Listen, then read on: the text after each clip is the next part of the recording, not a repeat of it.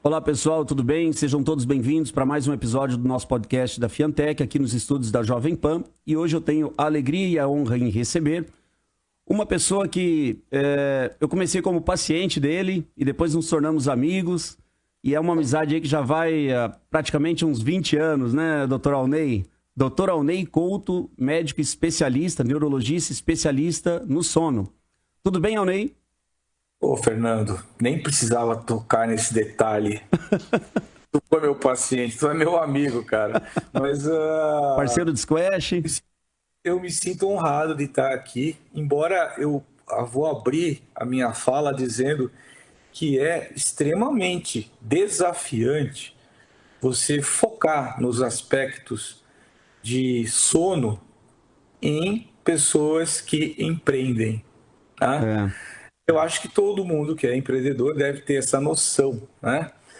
Mas, por outro lado, como é desafiador, o meu papel aqui é tentar levar para essas pessoas, de modo geral, empreendedores ou não, da importância da qualidade do sono nos aspectos gerais da vida. Eu acho que seria a nossa missão hoje aqui. legal. Vamos começar então? Bora?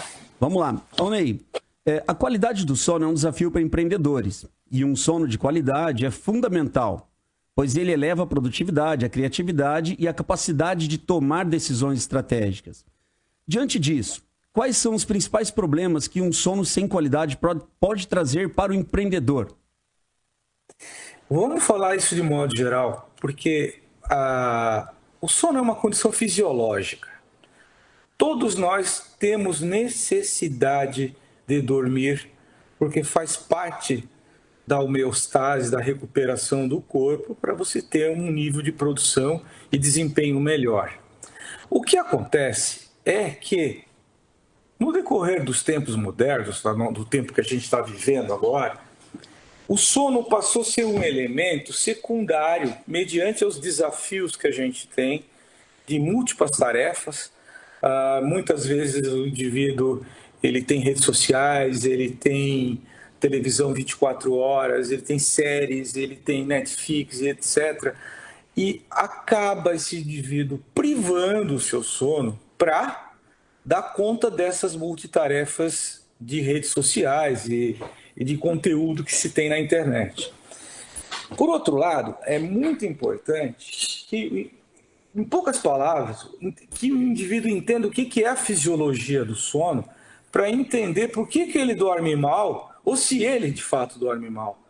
Porque se você tem a presença de sonos superficiais, ou seja, sono N1, N2 na escala de avaliação do sono, se você tem um incremento desse sono e você tem uma redução do sono de descanso, que é o N3, ou aumento do REM, que é os sonhos, você pode dormir 8 horas ou 9 horas e ainda assim você vai acordar cansado.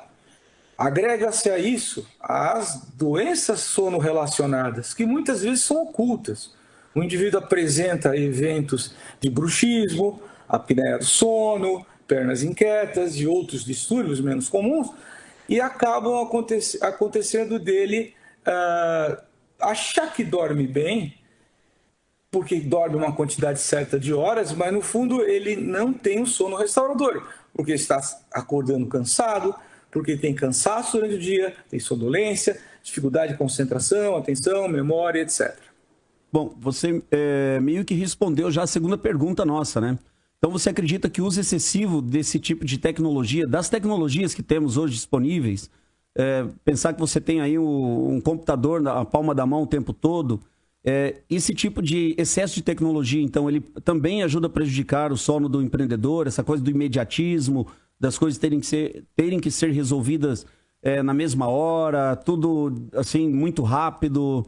Isso também pode ajudar a prejudicar. Esse é o grande desafio. Dentro dos congressos que a gente participa de sono, esse combate ao uso excessivo de telas, né?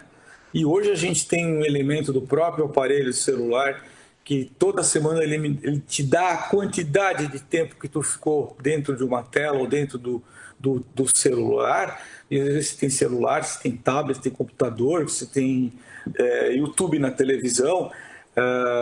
Essa condição favorece o indivíduo a não ter um sono restaurador. Primeiro, porque o estímulo luminoso da tela à noite, próximo da hora de dormir, que é aquele elemento que você tem uma liberação da melatonina muito próximo da hora que você vai dormir, tem um pico dela, e você acaba se expondo a telas, principalmente telas com a luz branca, né? Esse indivíduo acaba bloqueando a liberação da melatonina e postergando aquele pico de ação da melatonina, que seria fisiológico, para ele iniciar o sono, né? E aí, se você ainda tem o celular ou o dispositivo móvel, tablet conectado, e ele, durante a noite, dá interrupções ou mensagens de atividade, tu vai ter microdespertar, tu vai ter o acordar, mesmo que seja só para dar uma olhada e voltar a dormir. Só que você está contribuindo para um sono não restaurador. Nossa, eu me identifiquei com várias coisas aí, viu? Bruxismo. Pois é, Você Fernando. já me chamou a atenção uma vez, hein? Isso aí. Oi? Como? Você já me chamou a atenção uma vez. Você falou, olha, cuida desse sono. Na verdade, cara, assim, ó, o recado que eu gostaria de passar o pessoal que está nos assistindo é que, assim, o fato do indivíduo ser um empreendedor, eu acho que já modifica padrão de sono, porque eu poderia classificar esse indivíduo como um trabalhador de turno. Por quê? O que é o trabalhador de turno? Aquele cara que trabalha de noite, entende? Trabalha de noite e dorme de dia. Às vezes, o empreendedor, ele também faz dupla jornada no horário comercial e à noite em casa tentando resolver os problemas do seu negócio, da sua empresa, entende? E essa condição é que tem que ser modificada e mudada, porque o indivíduo não pode dormir pensando em problemas e sonhar com os problemas e acordar pensando com o problema, porque ele não vai ter qualidade de vida. Sim, realmente.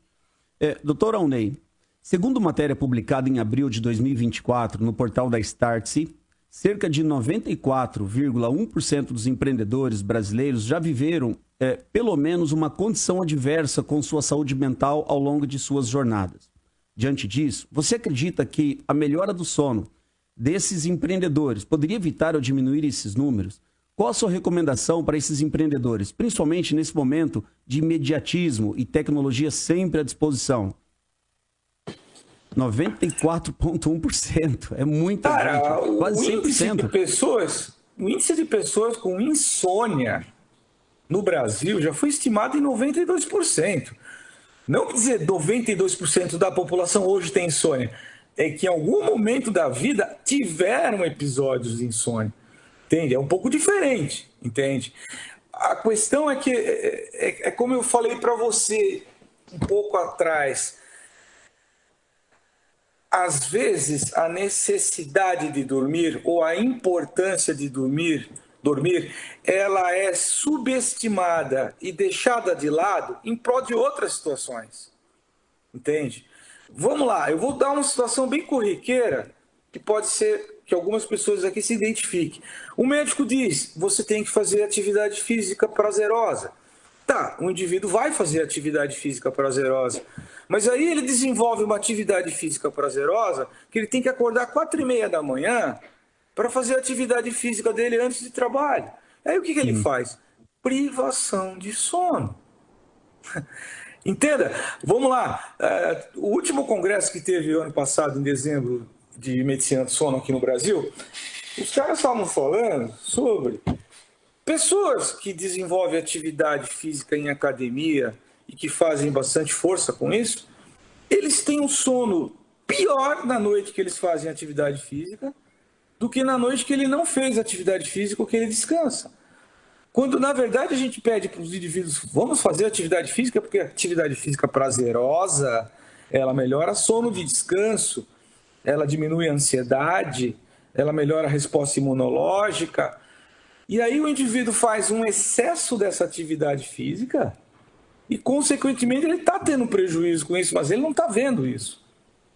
Não sei se fui claro. Sim, sim, sim. Ou seja, você tem que conciliar uma atividade física que também te traga satisfação, que te traga um momento de prazer, para você desligar da tomada, né? Para você... E não tornar essa atividade física uma condição que vai além do que você está preparado ou que te cause também um problema, né?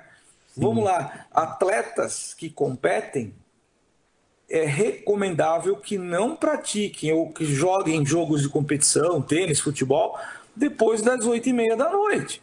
Porque tem aquele indivíduo que vai para a atividade física do futebol, ele adora jogar bola, mas ele entra num esquema de competição da qual a atividade, em vez de ser liberado a endorfina, é liberada a tal da adrenalina. Aí o indivíduo termina a atividade esportiva competitiva e vai para casa e não dorme, porque ele está pilhado. Se ele ganhou, está pilhado porque perdeu, entende?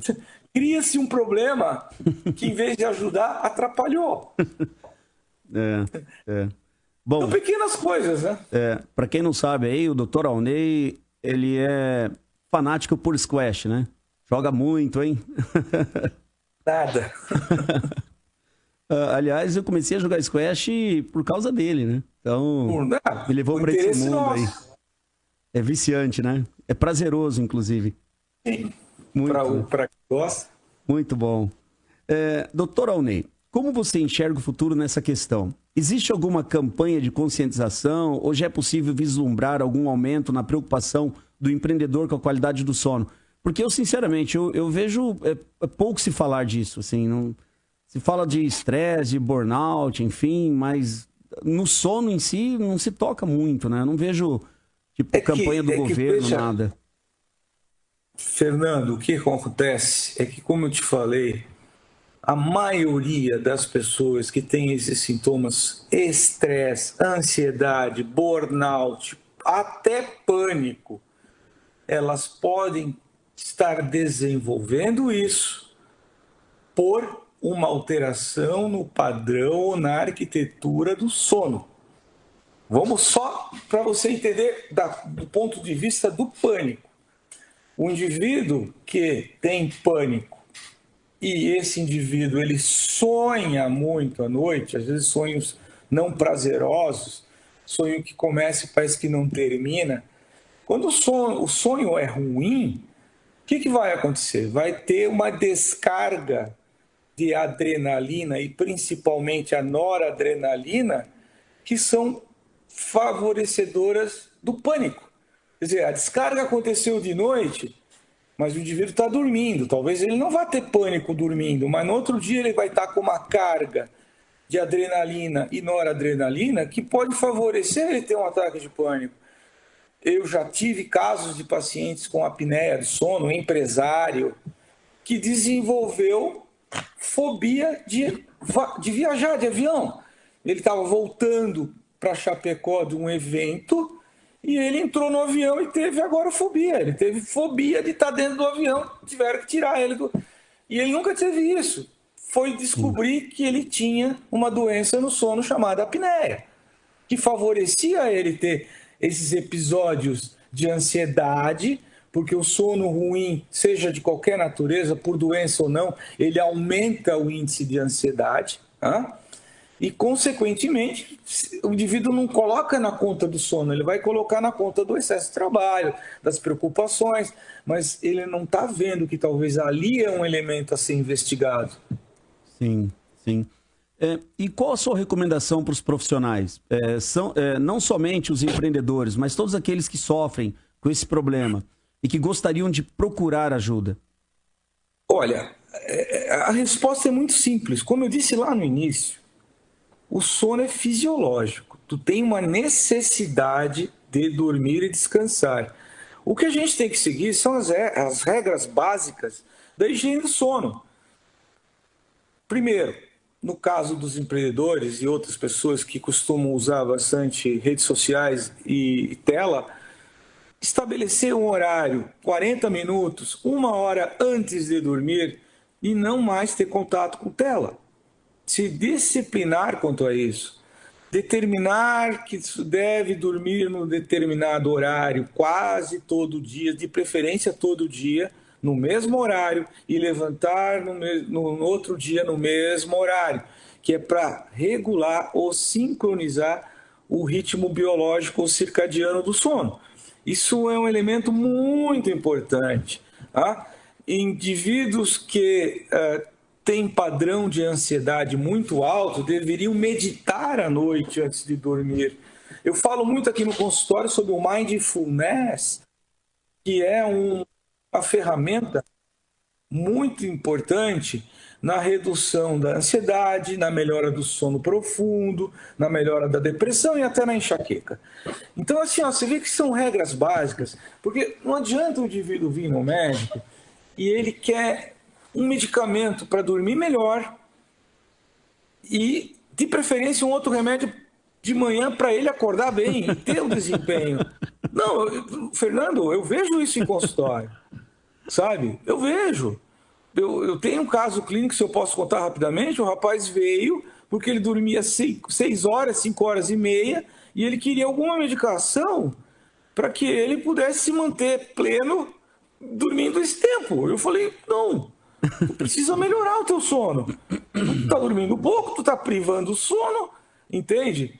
O que tu tá fazendo não tá certo, tu tem que mudar a tua atividade física, você tem que meditar, você tem que estabelecer rotina para acordar e rotina para dormir. E, cara, ele voltou no retorno com resultado. Legal. Entende? A medicação foi apenas para auxiliá-lo a voltar a um padrão de um sono restaurador. Mas a medicação, ela vai embora. Eu digo sempre aqui, todo tratamento tem um início, um meio e um fim. Entende? É óbvio que um indivíduo com insônia crônica, ele não vai ter um caminho curto de dias, mas ele tem que olhar lá na frente e dizer, poxa vida, eu não nasci tomando remédio para dormir. Eu acho que eu não devo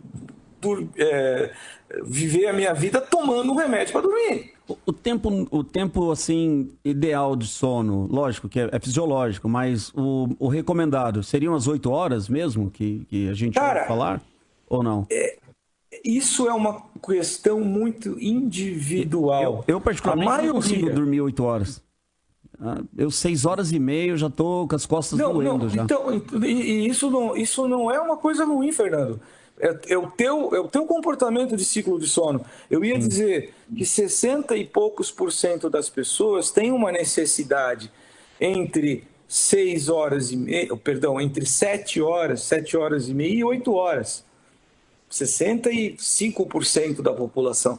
Tu vai ter uma faixa de pessoas que tem uma necessidade de até 9 horas e pouco, para se dizer que teve um sono restaurador. E tu vai ter minha esposa, acima de 10, 12 horas. E uma faixa de pessoas que tu está incluída, de 6 a 7%, que precisam de 6 horas de sono. 6 horas e meia. Entende? Mas se isso é o suficiente para você, não há problema nenhum. O mesmo se aplica àquele conceito das pessoas que são mais diurnas do que noturnas. Tem gente que acorda hiper bem e passa o dia bem. Tem outras pessoas que têm um desempenho melhor à tarde e à noite. Sim. Entende? São padrões, né? Sim. Programadores, geralmente, né? Eles rendem muito mais à noite, na madrugada, Cara, de manhã eles precisam dormir. Isso é um detalhe, Fernando, que independe da profissão, é o perfil dessa pessoa se enquadrando ao ambiente de trabalho dele. É aquilo que eu falei do trabalhador de turno, aquele indivíduo que trabalha de noite e vai dormir de dia.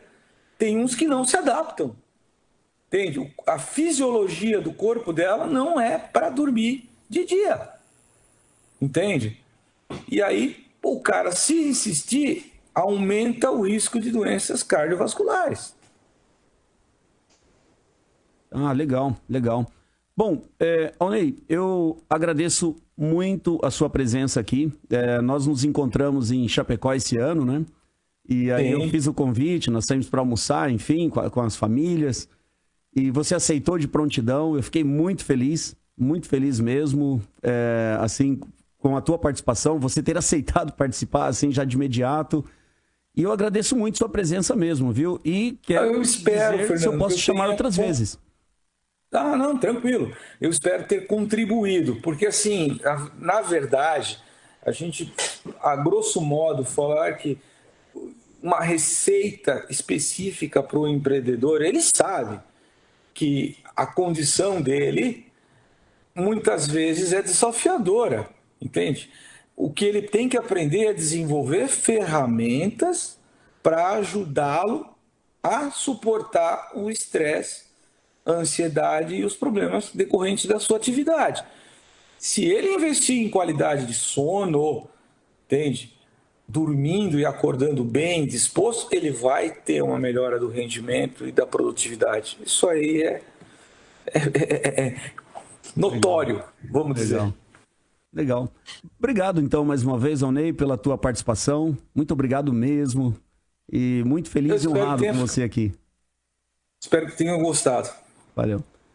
Bom, pessoal, muito obrigado, então, pela audiência de todos e até o próximo episódio de mais um podcast da Fiantec aqui nos estúdios da Jovem Pan.